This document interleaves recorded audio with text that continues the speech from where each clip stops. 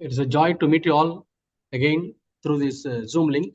फिर एक बार जूम के माध्यम से आप सबसे मिलकर एक आनंद की बात है।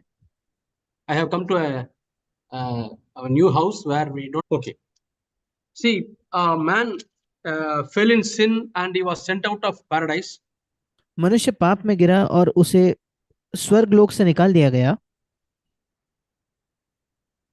And then God was thinking in heaven how to meet man, how to go and meet him. और परमेश्वर सोच रहा था स्वर्ग से कि कैसे मनुष्य को वो जाकर मिले। So God can meet man in any place. और परमेश्वर मनुष्य से कहीं भी मिल सकता है। So he decided and gave a plan to Moses. और उसने ये तय किया और एक योजना मूसा को दी। So God asked Moses to make a tabernacle. और परमेश्वर ने मूसा से एक निवास मंडप निवास स्थान बनाने को कहा। And the tabernacle, a very specific place, is created for God to come and meet man. और निवास मंडप में एक विशेष स्थान परमेश्वर के लिए बनाया गया जहां परमेश्वर आकर मनुष्य से मिल सकता है।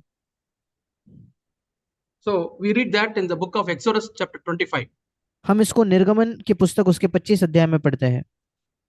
In Exodus 25, you can read after going home 25 verses 10 to 22. और निर्गमन 25 इसका 10 से लेकर 22 वचन आप बाद में समय मिले तब पढ़ सकते हो। God gave the exact dimensions how to make a ark. परमेश्वर ने सारी चीजों को बिल्कुल सही तरीके से उसका माप भी दिया कि किस तरीके से वो निवास मंडप बनाया जाए। It's a wooden box और वो एक लकड़ी का एक बक्सा था। and it is made up of special wood. और वो जो वाचा के संदूक था वो एक विशेष लकड़ी से बनाया गया था। And God asked him to cover it with a gold plate. और परमेश्वर ने मूसा से कहा कि एक सोने से उसको ढक दिया जाए। See, wherever we read about the gold in the Bible, it signifies something heavenly. और बाइबल में जहां कहीं हम सोने के विषय में कुछ पढ़ते हैं वो स्वर्ग के किसी चीज को दर्शाता है। So in the Ark of the Covenant, God is asking them to put a plate of gold. और वाचा के संदूक पर परमेश्वर कहता है कि वो सोने की ऊपर से एक बाड़ बनाए। And there were two cherubims. और वहां दो करूब होने वाले थे। The cherubims represent the angels which were put in the Garden of Eden for protection. और दो करूब जो थे वो उन स्वर्गदूतों को दर्शाते हैं जो एदेन के बगीचे में रखे गए थे उस जीवन के वृक्ष के फल की सुरक्षा करने के लिए। When God sent Adam and Eve out of paradise, He doesn't want them to enter into the tree of life. जब परमेश्वर ने आदम और हवा को बगीचे से बाहर निकाल दिया तो वो नहीं चाहता था कि वो उस जीवन के वृक्ष के फल से खाए। Because sinful man, when he goes and eats from the tree of life, he will not have death, he will live forever. क्योंकि पापी मनुष्य जब अगर उस जीवन के वृक्ष के फल को खा लेता तो फिर उसकी मृत्यु न होती और वो हमेशा के लिए जीवित रहता। So, the same two cherubims were there on the Ark of the Covenant. और बिल्कुल वैसे ही वो दो करूब उस वाचा की संदूक के ऊपर थे।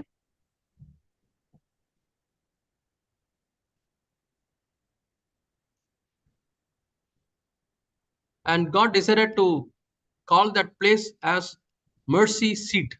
और परमेश्वर ने तय किया कि उस जगह को दया का आसन या दयासन करके वो बुलाएगा। Probably he would have thought in heaven, shall I go and meet man in the holy seat, or right seat of righteousness, or seat of holiness, or और seat of peace? और परमेश्वर ने स्वर्ग से सोचा होगा क्या मैं एक पवित्र स्थान पवित्र आसन पर उससे जाके मिलूं या धार्मिकता के आसन पर जाके उससे मिलूं क्या। If God decided to come and meet man in the seat of holiness, it's very difficult for man to meet them, अगर meet God. परमेश्वर अगर परमेश्वर तय करता कि आकर पवित्र आसन पर वो विराजमान होगा और तब मनुष्य उससे मिल पाएगा। तो बड़ा मुश्किल हो जाता मनुष्य को परमेश्वर से मिलना। God also did not choose the seat of righteousness. परमेश्वर ने उसी के साथ साथ एक धार्मिकता का आसन भी नहीं उसका चुनाव नहीं किया। See, holiness, righteousness, kindness, these are all the characters of God. पवित्रता, धार्मिकता, भलाई, ये सब परमेश्वर के गुण है, परमेश्वर का चरित्र है। Now God had to decide one character on which he is going to meet man. अब परमेश्वर को तय करना था उसका एक चरित्र जिसके आधार पर वो मनुष्य से मिलेगा। God decided to choose the seat of mercy परमेश्वर ने तय किया कि वो दया के आसन को चुनेगा, because that is the only seat in which God can meet man. क्योंकि वो इकलौता आसन है जिस पर परमेश्वर मनुष्य से मिल सकता है। If there's no mercy of God, none of us can stand before God. अगर परमेश्वर की दया ना हो तो हम में से कोई भी परमेश्वर के सामने खड़ा नहीं हो सकता। So God told Moses, I will come and dwell among men. I want to meet men from the mercy seat. I want to give the commandments to the people. और परमेश्वर ने मूसा से कहा, मैं आकर मनुष्यों के बीच में रहना चाहता हूँ, मनुष्य से मिलना चाहता हूँ और उस दया के आसन पर से मैं मनुष्य से मिलूंगा। And from that mercy seat, God spoke to Moses. और उस दया आसन के ऊपर से परमेश्वर ने मूसा से बात की। And not only God gave 10 commandments from the Mount Sinai, but he gave more commandments. 613 commandments are there in the Bible, and God started giving them. परमेश्वर ने सिनाई पर्वत से न केवल 10 आज्ञाएं दी, पर उसके अलावा 613 और आज्ञाएं हैं और परमेश्वर उन आज्ञाओं को देने लगा। Every commandment he has given out of love. हर एक आज्ञा जो परमेश्वर ने दी उसने प्रेम के द्वारा दी। It is for our good. वो हमारे भलाई के लिए है। See, one example I give you. उसका एक उदाहरण मैं आपको दूंगा। Yeah, if people go for motion, they should dig a pit and cover it with the mud. और पुराने नियम में एक ऐसी आज्ञा थी कि अगर लोग बाहर शौच करने जाए तो उन्हें उन्हें एक गड्ढा बनाकर जो भी वो शौच करते उसे वापस मिट्टी से ढकना होता था।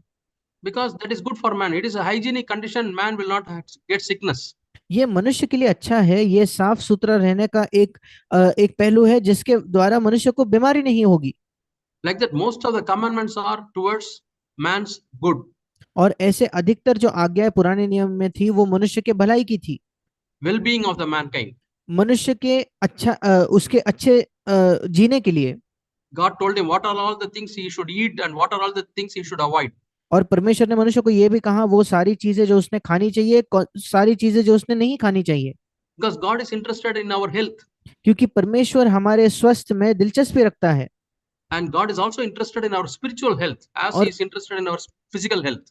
जैसे हमारे शारीरिक स्वास्थ्य में परमेश्वर की रुचि है, वैसे ही हमारे आत्मिक स्वास्थ्य में भी परमेश्वर की रुचि है। So when God desired to meet man, to dwell among men, he chose the seat of mercy. और जब परमेश्वर ने तय किया कि वो मनुष्य से मिलेगा, उसने दया के आसन को चुना। We read that in the book of Hebrews chapter 9 also. हम इब्रानियों के 9वें अध्याय में भी इसे पढ़ते हैं। And this tabernacle had 3 parts in it. और ये जो निवास मंडप था उसके 3 भाग थे। The first is outer court.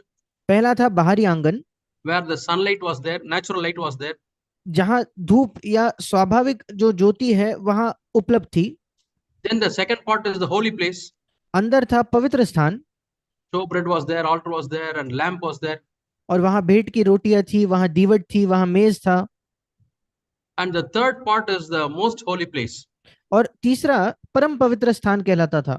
There's a big veil separating the most holy place from other places. और परम पवित्र स्थान को बाकी जगहों से अलग करने के लिए एक बड़ा पर्दा था वहां। And it is not easy for man to enter into the most holy place without any preparation.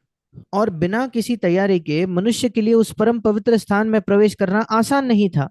Yearly once the chief priest has to go with the blood, he has to cleanse himself thoroughly and then only can enter into the most holy place. साल में एक ही बार महायाजक उस परम पवित्र स्थान में प्रवेश कर पाता था, पर उसके पहले उसे अपने आप को शुद्ध करना पड़ता था। उस लहू के द्वारा शुद्ध होने के बाद ही वो उस परम पवित्र स्थान में प्रवेश कर सकता था। Inside the most holy place, there's no light. और परम पवित्र स्थान में कोई ज्योति थी ही नहीं। It is the glory of God which was dwelling there. परमेश्वर की महिमा वहां रहती थी। That is a Shekinah glory.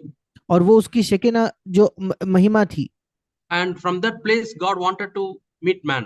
और वहां से परमेश्वर मनुष्य से मिलना चाहता था। In the New Testament, the mercy seat is given another name, और नए नियम में दया के आसन को एक और नाम दिया गया है, that is called throne of grace, उसे अनुग्रह का सिंहासन कहा गया है, because grace came through Jesus Christ. क्योंकि अनुग्रह यीशु मसीह के द्वारा आया। So the mercy seat, now we call it as throne of grace. और जो दया आसन था पुराने नियम में, आज हम उसे अनुग्रह का सिंहासन कहते हैं। What a good God we have. कितना अच्छा परमेश्वर है हमारा। Out of all the qualities God has got, He chose the mercy, the characteristic by which He wanted to dwell among men. सारे गुण जो परमेश्वर के थे, उनमें से परमेश्वर ने दया इस गुण को चुना मनुष्यों के बीच में जीने के लिए। We read in the book of Matthew chapter 5 and verse 7. हम मत्ती 5 उसके 7वें वचन में पढ़ते हैं। God talks about that character in the New Testament also. परमेश्वर इस गुण की बात नए नियम में भी करता है। We read in the book of Matthew chapter 5 and verse 7. मत्ती 5 उसका 7। Blessed are the merciful, for they will obtain mercy. धन्य है वे जो दयावंत है, क्योंकि उन पर दया की जाएगी। See, God does not limit Himself alone to the mercy. परमेश्वर अपने आप को ही दया करने तक सीमित नहीं कर लेता। He wanted that mercy to flow towards all God's children. परमेश्वर चाहता था कि उसकी दया सब परमेश्वर के संतानों तक बहे। And through God's children, this mercy should go to the people who are ungodly or who do not know God. और परमेश्वर के बच्चों के द्वारा परमेश्वर की दया उन लोगों के तरफ जाए जो भक्तिहीन है या जो परमेश्वर को नहीं जानते। And by seeing the mercy, they will also come to the knowledge of God. और परमेश्वर की दया देखकर वे भी परमेश्वर को जान पाएंगे। We read in the book of same Matthew chapter 5. और उसी अध्याय में हम पढ़ते हैं मत्ती 5 last verse. उसका अंतिम वचन। Matthew chapter 5. मत्ती 5। There we find the mercy of God. वहां हम परमेश्वर की दया को देखते हैं। Yeah, I will read from verses 43 on 42 onwards. मैं 42 वचन से आगे पढ़ूंगा। Or we can read from 39th verse onwards. या 39 वचन से हम पढ़ सकते हैं। If somebody slaps on the right hand, right cheek, और कोई अगर आपके दाएं गाल पर थप्पड़ मारे तो you show the left cheek also. आप दूसरा भी उसे दिखाइए। That is the expression of mercy. ये दया की एक अभिव्यक्ति है। So literally we may not show beat here also. और शायद शारीरिक तौर पर हम ये नहीं कहे कि दूसरे गाल दिखाकर कि तुम यहाँ भी मारो। But God wants us to express mercy to the other person. पर परमेश्वर चाहता है कि हम दूसरे व्यक्ति पर दया करें। Yeah.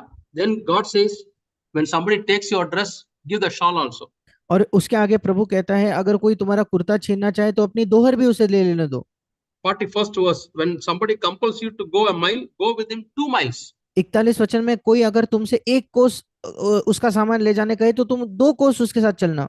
So when you are going the second mile, you are really showing God's mercy to the other person. जब तुम दूसरा कोस उसके साथ चल रहे हो तो तुम परमेश्वर की दया उस दूसरे व्यक्ति को दिखा रहे हो। Because God wants His character, the mercy, to reach the ungodly people. क्योंकि परमेश्वर चाहता है उसका चरित्र अर्थात उसकी दया भक्तिहीन लोगों तक पहुंचे।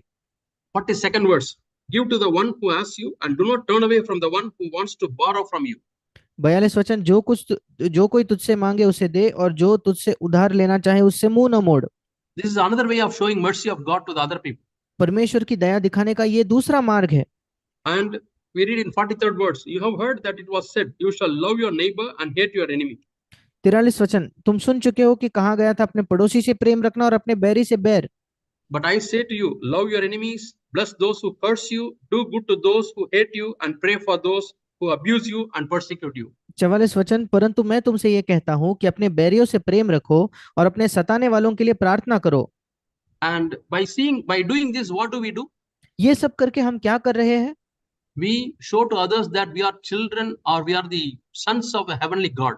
हम दूसरों को दिखाते हैं कि हम स्वर्गीय पिता की संतान है। 45th verse.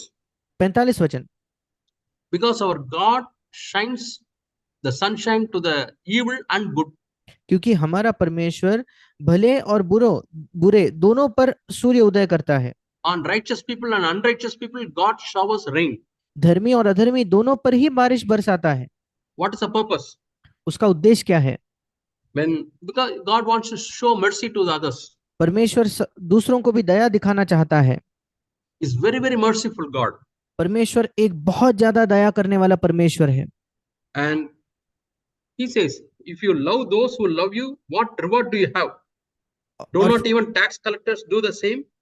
और फिर यीशु मसीह पूछता है, क्योंकि यदि तुम अपने प्रेम रखने वाले हो ही से प्रेम रखो तो तुम्हारे लिए क्या फल होगा? क्या महसूल लेने वाले भी ऐसा ही नहीं करते? And maybe we don't understand what is the meaning of love. और शायद हम प्रेम के मतलब को नहीं समझ पाते। So the next verse he is telling how to love others. अगले वचन में वो कहता है कैसे दूसरों से प्रेम किया जाए। Greeting the people. That is one way to show our mercy. लोगों से मिलना, उनको अभिवादन करना, ये एक उन पर दया करने का एक तरीका है। So if you greet only those who are brothers, in what way you are different? और प्रभु कहता है अगर तुम केवल उन्हीं से बात करते हो जो तुम्हारे भाई है, या उन्हीं का अभिवादन And करते हो जो तुम्हारे भाई है, तो तुम में क्या? Pharisees and tax collectors also do that. क्योंकि फरीसी और जो चुंगी लेने वाले वे भी ऐसा ही करते हैं। And the final verse says like this. और अंतिम वचन इस प्रकार से उस अध्याय का, Therefore be perfect just as your Father who is in heaven is perfect. इसलिए चाहिए कि तुम सिद्ध बनो जैसा तुम्हारा स्वर्गीय पिता सिद्ध है। And we don't understand what is being perfect like Heavenly Father. Is it possible? We ask. और हम ये नहीं समझ पाते कि सिद्ध होना क्या है, स्वर्गीय पिता के साथ समान सिद्ध होने का क्या मतलब है। That's why we have many gospels. इसलिए हमारे पास अलग अलग सुसमाचार हैं। Yeah, we read in Luke chapter 6 and verse 36. हम लूका 6:36 में पढ़ते हैं। We read the explanation of the verse Matthew 5, the last verse. मत्ती 5:48 का वर्णन या उसका स्पष्टीकरण हम यहाँ पढ़ते हैं। Therefore be merciful just as your Father also is merciful.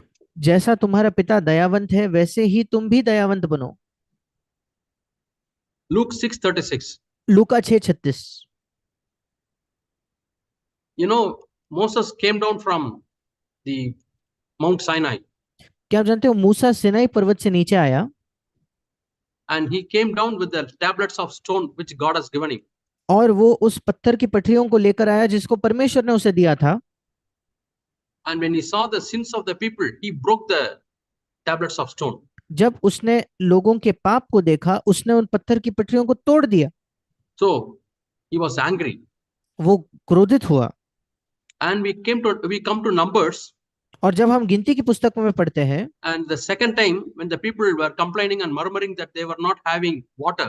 दूसरे बार जब लोग कुड़कुड़ाते हैं, शिकायत करते हैं कि उनके पास पानी नहीं था, water to drink. पीने का पानी नहीं था, What did Jesus say? What did God say to Moses? परमेश्वर ने मूसा से क्या कहा? You speak to the rock. तुम उस चट्टान से बात करो।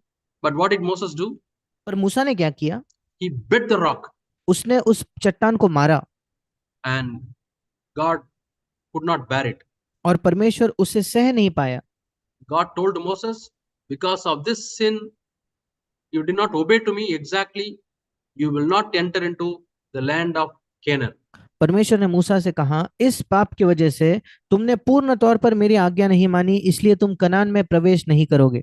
Why God was so hard on Moses? क्यों परमेश्वर इतना सख्त या इतना कठोर था मूसा के साथ?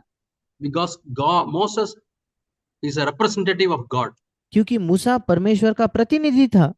God was angry because Moses did not reflect God's nature of mercy to the people. परमेश्वर क्रोधित हुआ क्योंकि मूसा ने लोगों के सामने परमेश्वर की दया को नहीं प्रदर्शित किया। He misrepresented God to the people. उसने परमेश्वर का गलत प्रतिनिधित्व किया लोगों के सामने। So God said, you will not enter into the land of Canaan. और परमेश्वर ने कहा कि तुम कनान देश में प्रवेश नहीं करोगे। Moses was pleading and praying again and again, Lord, please forgive me. Let me enter into Canaan. For so many years, 40 years, I was walking in the desert, leading the people only to go to the land of Canaan, where milk and honey flows. और मूसा प्रभु से विनती करने लगा, प्रार्थना करने लगा, हे प्रभु, 40 वर्षों तक मैं इन इसराइलियों के साथ रहा हूँ, एक ही मेरी चाहत था कि मैं कनान देश में जाऊं, उस देश में जाऊं जहां पानी और दूध और शहद बहता है। But God told him, hereafter don't talk about it, don't pray about it. What I have decided is decided. पर परमेश्वर ने मूसा से कहा, इसके आगे ना ही इसके विषय में प्रार्थना करना, ना ही मुझसे बात करना, मैंने जो तय किया है वो तय कर दिया। And another verse, a passage I want to show you. एक और भाग मैं आपको दिखाना चाहता हूँ। Exodus chapter 33. निर्गमन उसका 33 अध्याय।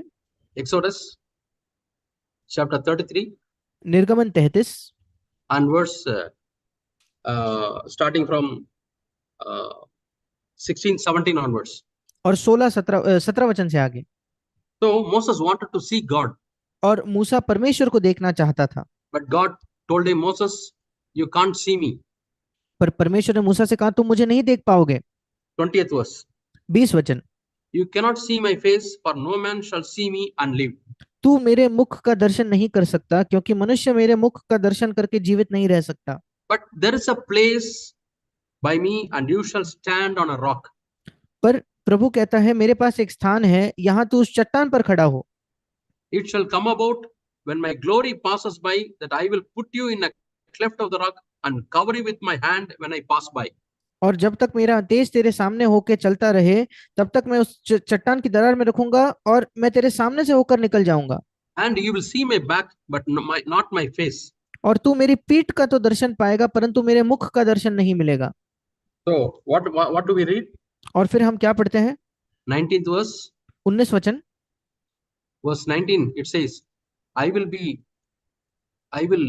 make all my goodness pass before you. प्रभु कहता है, मैं तुझे अपनी सारी भलाई दिखाऊंगा। Yeah, goodness is God's nature, mercy. और भलाई ये परमेश्वर का चरित्र है, उसकी दया।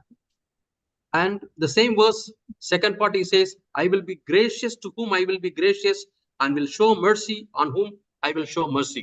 उसी वचन के दूसरे भाग में परमेश्वर कहता है, जिस पर मैं अनुग्रह करना चाहूं उसी पर अनुग्रह करूंगा, और जिस पर दया करना चाहूं उसी पर दया करूंगा। So Moses wants to see God. अब मूसा परमेश्वर को देखना चाहता है। And which character God gives priority? और किस चरित्र को परमेश्वर वहां प्रधानता देता है? He gives priority to his goodness or mercy. वो अपने भलाई को या अपने दया को प्रधानता देता है। So God meets Moses through mercy. और परमेश्वर मूसा से अपनी दया के द्वारा मिलता है, And through goodness. और उसके भलाई के द्वारा। So we have seen the character of God. और हमने परमेश्वर के चरित्र को देखा। Now we come to our lives. अब हम अपने जीवन की ओर आते हैं। When we meet people, जब हम लोग when we meet people, which seat we would like to choose? जब हम लोगों से मिलते हैं, हम किस आसन को चुनना चाहेंगे? Are we choosing the seat of mercy when we meet people? क्या हम जब लोगों से मिलते हैं, क्या हम उस दया के आसन को चुनना पसंद करते हैं मिलने के लिए? Or do we choose the seat of righteousness and demand righteousness from the others? या हम धार्मिकता के आसन पर बैठकर हम धार्मिकता के आसन को चुनकर दूसरों से मांग करते कि वो भी धार्मिक बने? Being hard on others. दूसरों पे बड़ा सख्त होना। That's why in Hosea we read a verse, Hosea chapter 6. इस वजह से होशे नबी की पुस्तक में हम एक वचन को पढ़ते हैं, होशे उसका 6वां अध्याय।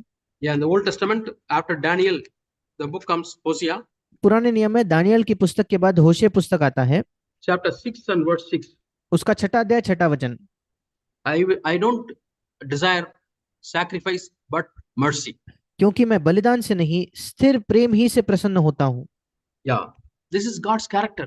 और हिंदी में स्थिर प्रेम लिखा है, इंग्लिश में लिखा है दया से, और ये परमेश्वर का चरित्र है। And Jesus also tells in the New Testament the same thing. और यीशु इसी बात को नए नियम में भी कहता है। He says, I desire mercy.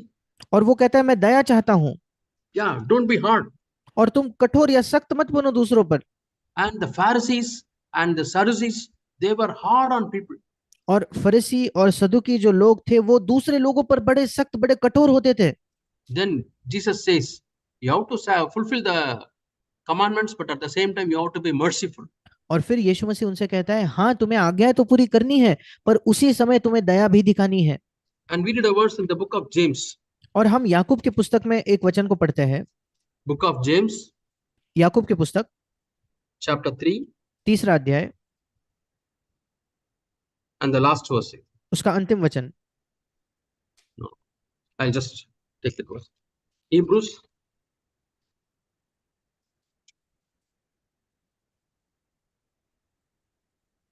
chapter 2 and verse 13. और दूसरा Hebrew, अध्याय उसका not Hebrews, James. यस, याकूब उसका दूसरा अध्याय 13वां वचन। Yeah, James chapter 2 and verse 13. और याकूब 2:13। For the one who has not shown mercy will have judgment without mercy, क्योंकि जिसने दया नहीं की उसका न्याय बिना दया के होगा, and mercy rejoices against judgment. और दया न्याय पर जयवंत होती है। So what does God say? और परमेश्वर क्या कहता है?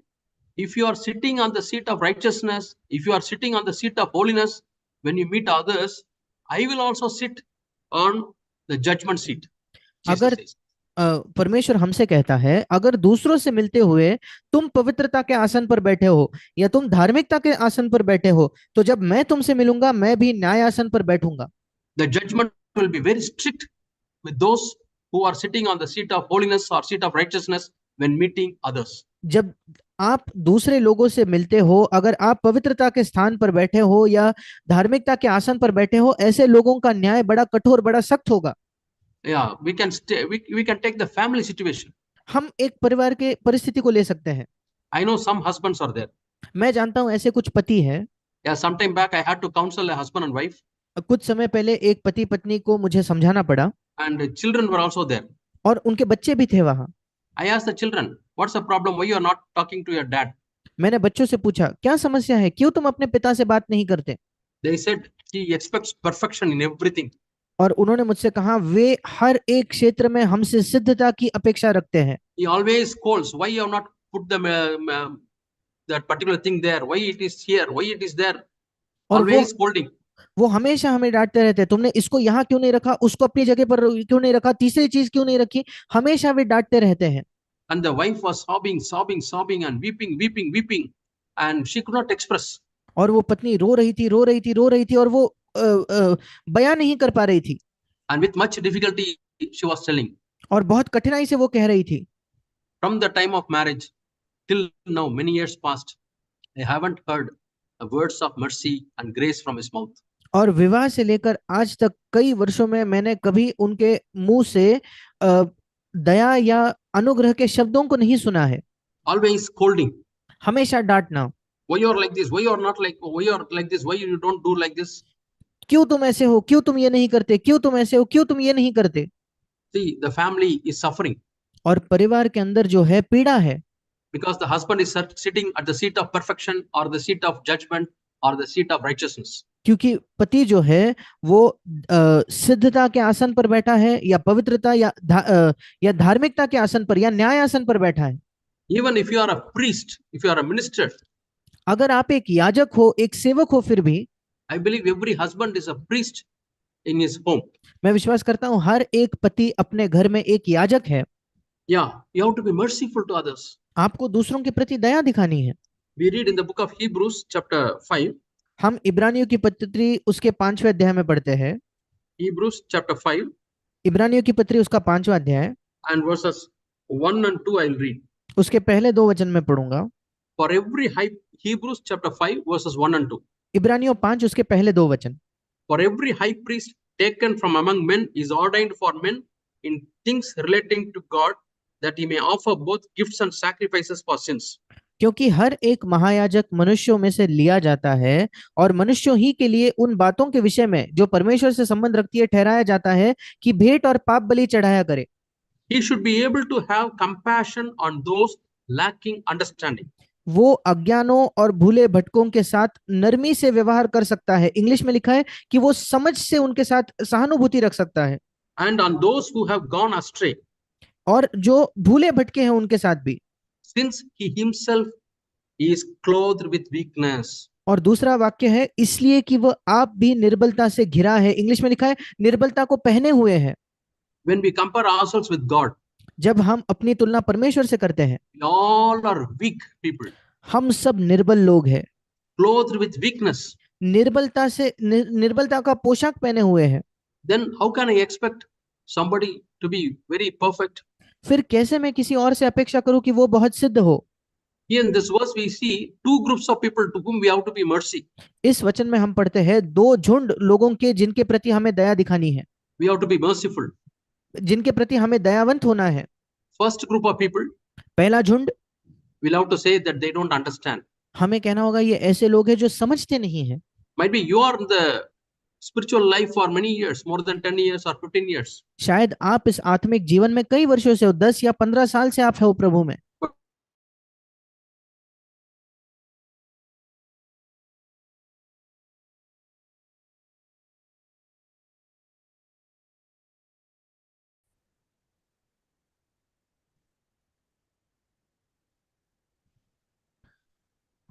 Hello, brother. Yes, now we can hear you. Can you repeat the last sentence, brother? Yeah. So you are a very senior person, might be 10 years, और शायद आप बहुत वरिष्ठ हो, 10 वर्षों से प्रभु में हो, but your wife would have accepted Christ only 5 years back. पर शायद आपकी पत्नी ने केवल 5 वर्षों पहले ही मसीह का स्वीकार किया होगा। And are we merciful to them, compassionate to them? क्या हम उनके प्रति दया दिखाते हैं?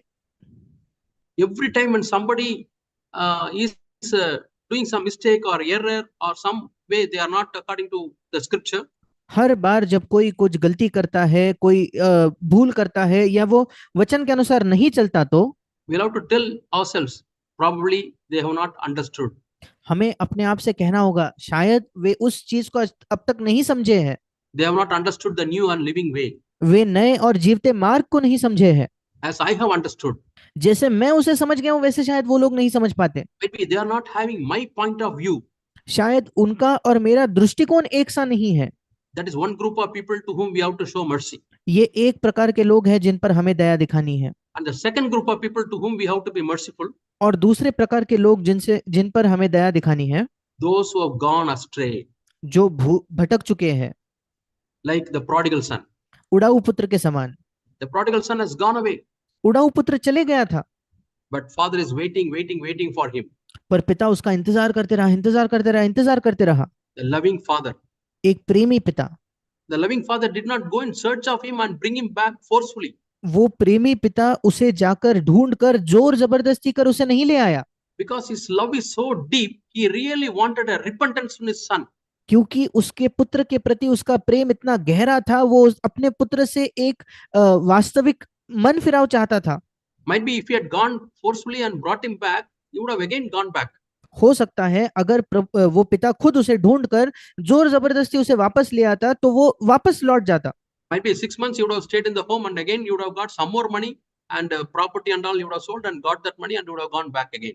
और शायद 6 महीने तो वो घर में रह लेता, उसके बाद और थोड़ा पैसा और थोड़ी जायदाद बेचकर वो वापस बाहर निकल जाता। So the father did not desire that. और पिता की ये चाहत नहीं थी। He waited till the son wanted to think about the home and know the value of the house. और वो इंतजार करते रहा जब तक वो पुत्र उस घर को जाने, घर को याद करे और घर की कीमत, उसके मूल्य को जाने। So he came to his senses and realized in my father's house even the servants are having good food.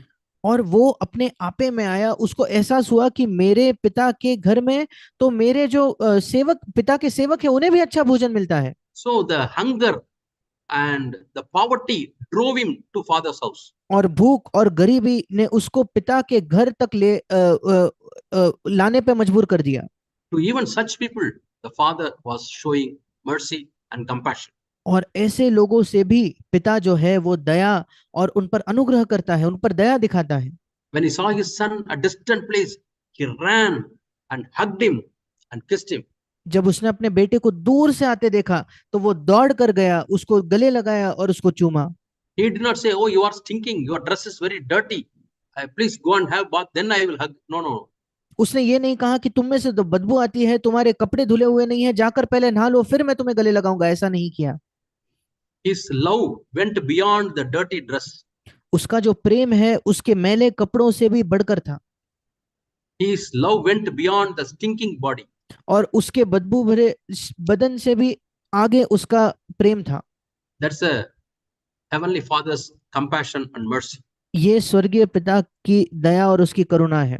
Might be some of us would have come to God for some need, for health or for earthly blessings or some other earthly need, we would have come to God. शायद हमें से कुछ लोग परमेश्वर के पास किसी पृथ्वी की आवश्यकता के लिए आए हैं।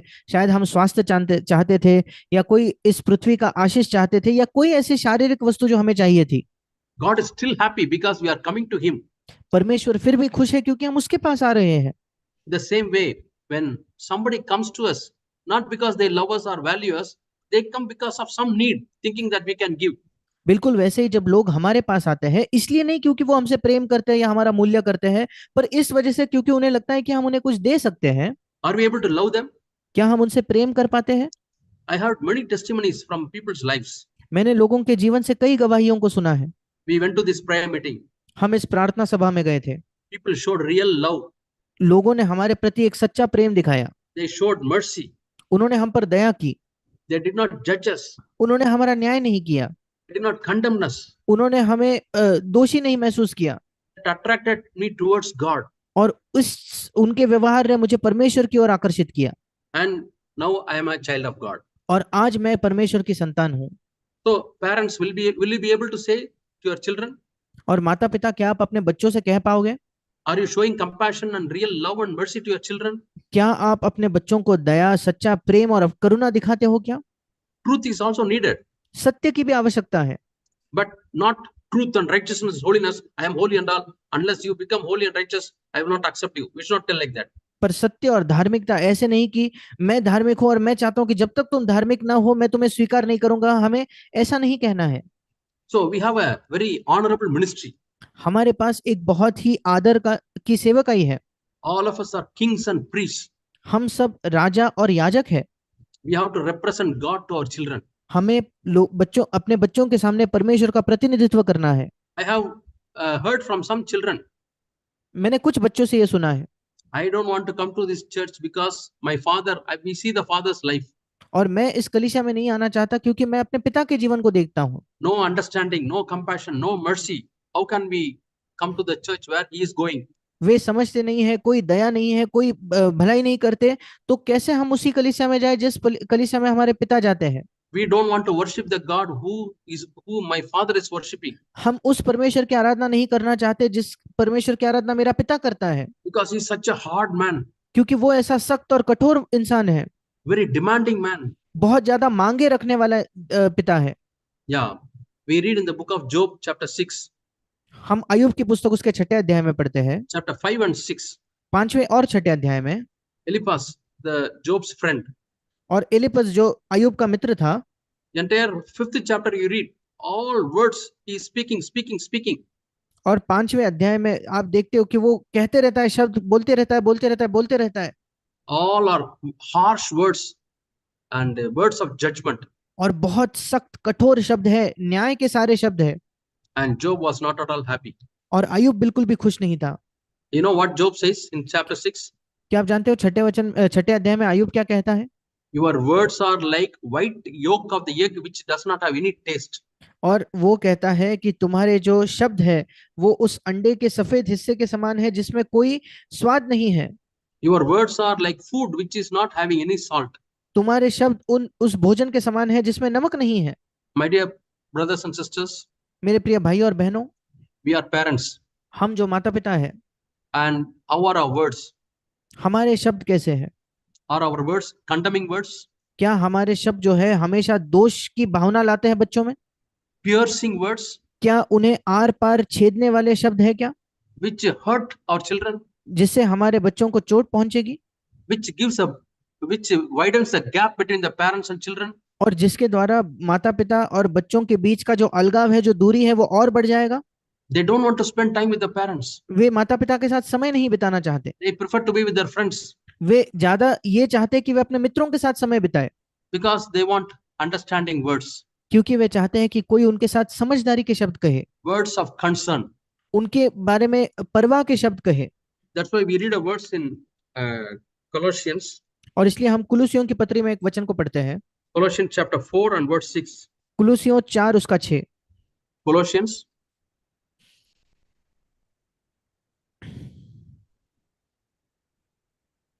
chapter 4 and verse 6. कुलुसियों 4:6। Let your speech always be with grace, तुम्हारा वचन, तुम्हारे शब्द सदा अनुग्रह सहित हो seasoned with salt. और सलोने हो या नमक के साथ स्वादिष्ट हो। See, in Job chapter 6, Job says, your words are without salt, without और taste. और अय्यूब के 6 अध्याय में अय्यूब कहता है कि तुम्हारे शब्दों में कोई स्वाद नहीं, कोई नमक नहीं। And here in the New Testament, Paul says, let your words be with salt. और नए नियम में पौलुस कहता है तुम्हारे शब्दों में नमक होने दे। Yeah, I will show that was Job chapter 6 and verse 6. और मैं उस वचन को भी आपको दिखाता हूँ, अय्यूब की पुस्तक उसका 6 अध्याय 6 वचन। Is it possible to eat the food without taste and salt? जो फीका है वो क्या बिना नमक खाया जा सकता है? And is there a taste in the white yolk of the egg? क्या अंडे की सफेदी में कुछ स्वाद है? And Job is telling, और अय्यूब कह रहा है my soul refuses to touch your words. और मेरा प्राण तुम्हारे शब्दों को छूना भी नहीं चाहता। 7वां वचन। They are like tasteless food.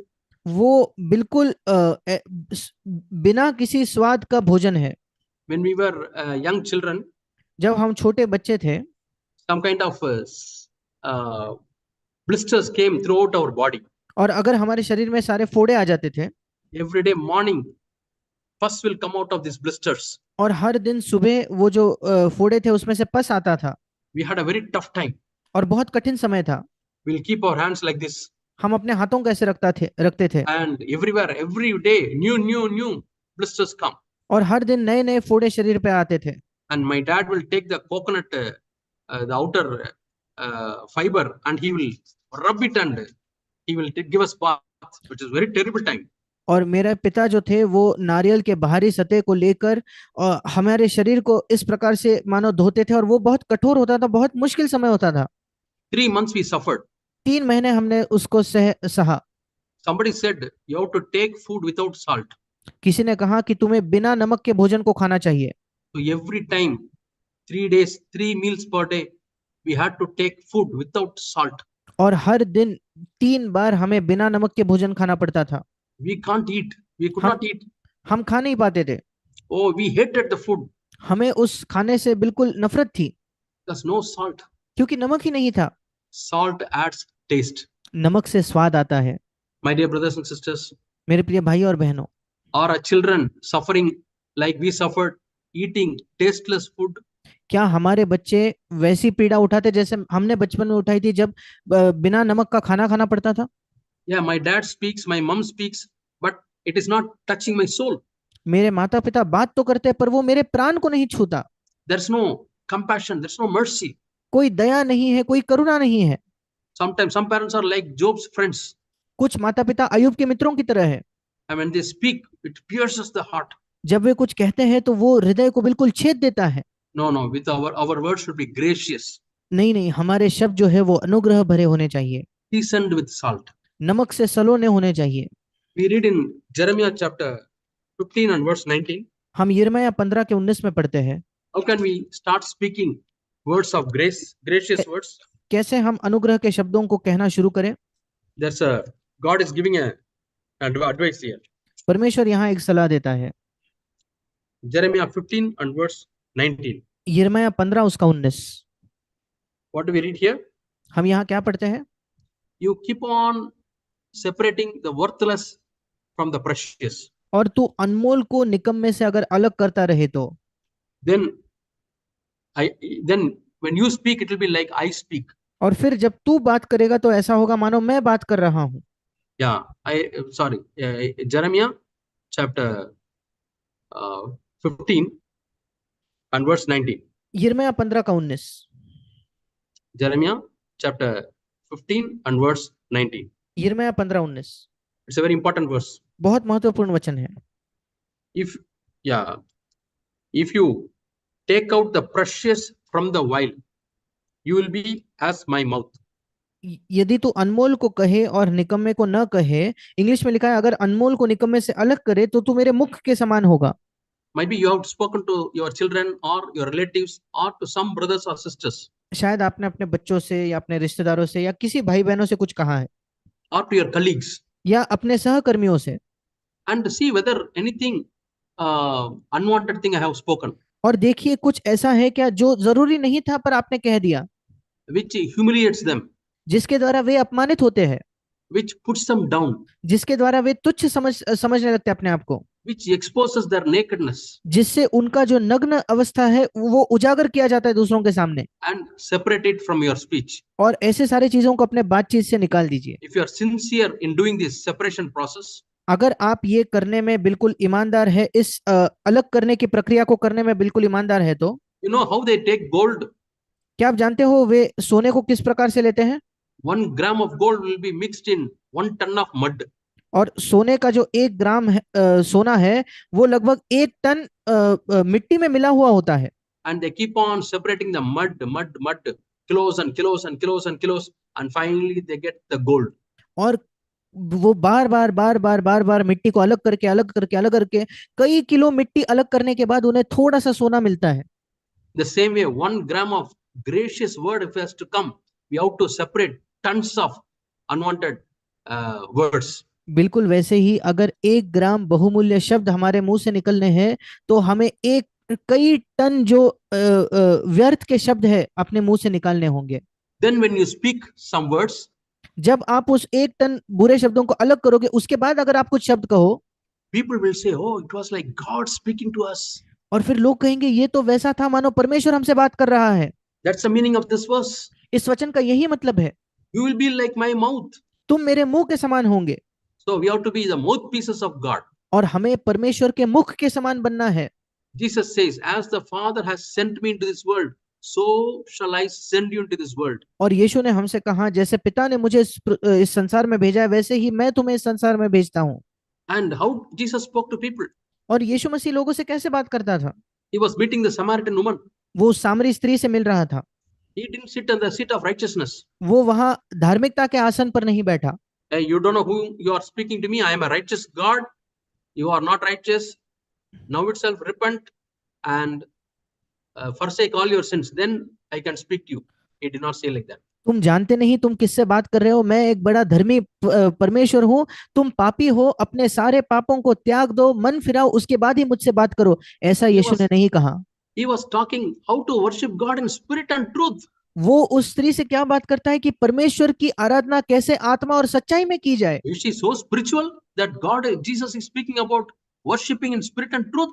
क्या वो स्त्री इतनी आत्मिक है कि यीशु मसीह उससे आत्मा में आराधना करने की बात, आत्मा और सच्चाई से आराधना करने की बात करता है? She was not a rightfully living woman. She was living with 5 people. वो सही नैतिक तौर पर जीने वाली एक स्त्री नहीं थी, वो 5 पुरुष कर चुकी थी। Might be we can say she is at this level. हम कह सकते हैं कि वो इस स्तर पर थी। But when Jesus started speaking to her, पर जब यीशु उससे बात करने लगा, he made her to sit at this level. और यीशु मसीह ने मानो उस स्त्री को इस स्तर पर बिठाया and started talking at that level, worshiping God in spirit and in truth. और उस स्तर पर उससे बात करने लगा कि कैसे परमेश्वर की आराधना आत्मा और सच्चाई से की जाती है। What's the result of that words? और gracious words of Jesus? और उन शब्दों का या अनुग्रह से भरे शब्दों का, यीशु मसीह के उन शब्दों का क्या परिणाम हुआ? She got a revelation, you are Messiah. उसे प्रकाशन मिल गया कि प्रभु तू मसीहा है। And after that a great revival came to the Samaria. और उसके बाद एक बहुत बड़ी बेदारी आई उस सामरी के गांव में, through one lady, एक स्त्री के द्वारा, and through the gracious words of Jesus. और यीशु के अनुग्रह भरे शब्दों के द्वारा। We have to see whether we have lost many opportunities because we have not spoken gracious words.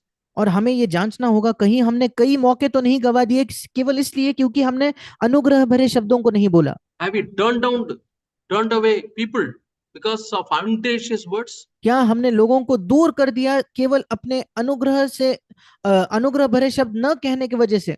But in the days of ignorance, God winked at us. Now He commands everyone to repent. हमारे अज्ञानता के समय को प्रभु नजरअंदाज करता है, पर आज वो सभी को मन फिराव की आज्ञा देता है। Acts 17:30. प्रेरितों के काम 17:30। So don't get discouraged. और God is encouraging us. और इसलिए निराश ना होइए क्योंकि परमेश्वर हमें प्रोत्साहित करता है। Lord, I want to be merciful. प्रभु मैं दया करना चाहता हूँ। Because it is one of the beatitudes Jesus says in Matthew chapter 5. क्योंकि वो एक धन्य रवैयों में से एक है जिनका जिक्र यीशु मसीह मत्ती 5 में करता है। Do you want to receive mercy from God? क्या आप परमेश्वर से दया प्राप्त करना चाहते हो क्या? Is God's mercy to be shown to your family? क्या परमेश्वर की दया आपके परिवार पर होनी चाहिए क्या? Do you think your children need God's mercy?